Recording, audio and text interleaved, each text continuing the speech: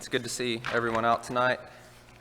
Hope we've had good classes, encouraging. And I hope what I say tonight will be encouraging and maybe cause someone to think about their life if you need to make a change. Tonight we're going to look at two instances in Israel's history where they were told to do something. They were told to choose something, to make a big decision. First, let's go to Deuteronomy chapter 30. Deuteronomy chapter 30.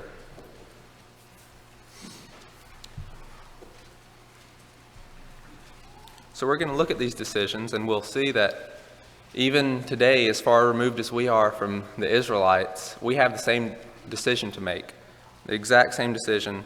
And so hopefully tonight you'll think about that decision. If you've made it, keep on making the decision. And if you haven't made it, maybe you'll decide to make the decision tonight. So Deuteronomy chapter 30, we'll start in verse 11. Here Moses is talking to the Israelites. He's about to pass on. This is his farewell speech. He's just talked about the blessings that they will have if they follow God and serve Him, and the curses they will have if they don't follow Him, if they serve other gods. So let's start in verse 11. For this commandment which I command you today is not too mysterious for you, nor is it far off. It is not in heaven that you should say, who will ascend into heaven for us and bring it to us, that we may hear it and do it? Nor is it beyond the sea that you should say, who will go over the sea for us and bring it to us, that we may hear it and do it? But the word is very near you, in your mouth and in your heart, that you may do it. See, I have set before you today life and good, death and evil, in that I command you today to love the Lord your God, to walk in His ways, to keep His commandments, His statutes, and His judgments, that you may live and multiply, and the Lord your God will bless you in the land which you go to possess.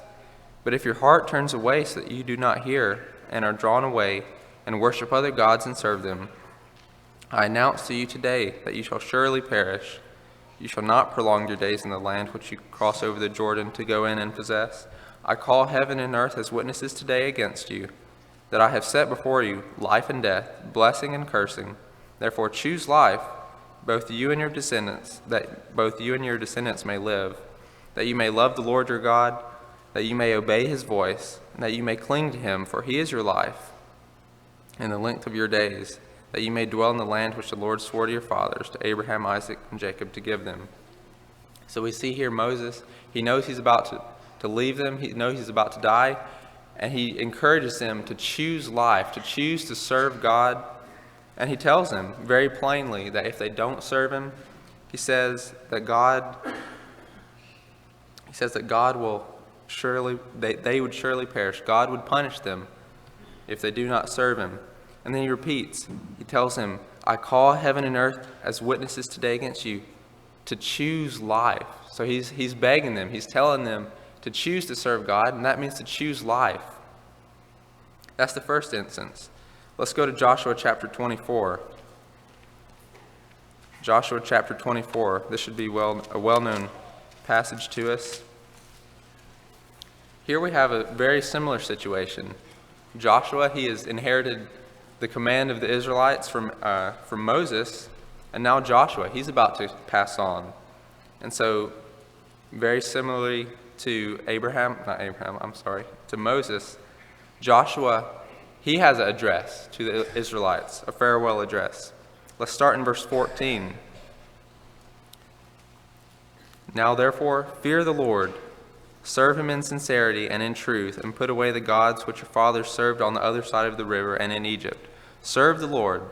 And if it seems evil to you to serve the Lord, choose for yourselves this day whom you will serve, whether the gods which your fathers served that were on the other side of the river, or the gods of the Amorites, in whose land you dwell. But as for me and my house, we will serve the Lord. So here again, just like Moses did to the Israelites several years before, Joshua tells the Israelites, he sets it before him. He says, choose to serve the Lord, choose life. And he tells them again very plainly what will happen if they do not. Verse 20, he says, if you forsake the Lord and serve foreign gods, then He will turn and do you harm and consume you after He has done you good. So we see these two instances. Moses tells the Israelites, Joshua tells the Israelites to serve the Lord. We see, as Moses puts it, he tells them to choose life over death, choose the good, choose to serve God. And Joshua, very much the same. He says, as for me and my house, we will serve the Lord, and he tells them to serve the Lord, to choose that. And again, they're very clear on what the punishment will be if the Israelites did not do that. So tonight, we have this exact same decision to make. That decision is set before you tonight. It's always before you, but tonight I present to you the decision to choose life. To choose life means to follow Jesus. Just real quickly, in John chapter 11, we see Jesus tell Martha, John chapter 11, verse 25, he says, I am the resurrection and the life. He who believes in me, though he may die, he shall live. In John chapter 14, verse 6, Jesus says, I am the way, the truth, and the life. No one comes to the Father except through me. So tonight, if we choose Jesus, if we choose to follow him, that means we choose life. But if we don't choose life, even if we don't choose anything else, by default, we are choosing death. Over in Proverbs chapter 11, verse 19, as righteousness leads to life, so he who pursues evil pursues it to his own death. If we don't follow Jesus, if we don't choose life, we're following death.